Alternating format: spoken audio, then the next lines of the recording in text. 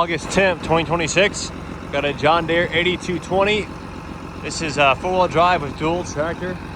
It's got a little over 8,000 hours. I believe it's 82 or 8,300. Look at the pictures to see. Turning some 520/85 R46s on the duals. It's got the 3-point in the back. 540 or 1,000, I'm sure, PTO. All the hookups you could want. You got 4 hookups there. And you got electrical hookups here as well. There's the VIN number in the back. All the lights in the back seem to be working. What we can see.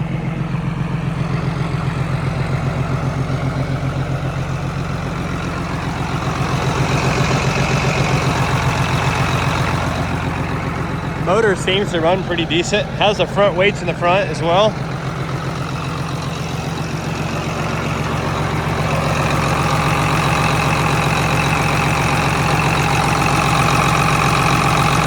Nice clean oil. No visible blow by.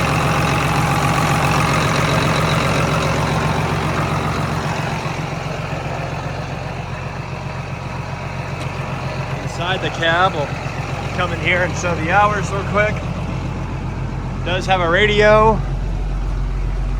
8,352 hours. 69.3 on the service hours. 13.5 volts, running good there. Must have a regulator. Oil pressure's doing good. When I turn it up. Okay. All right. AC is blowing, but it doesn't seem to be blowing me out of here.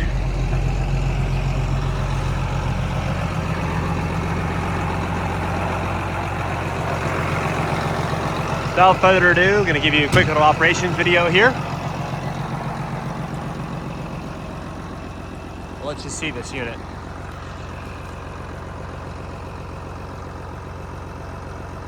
All right, here we go, boys. Check her out.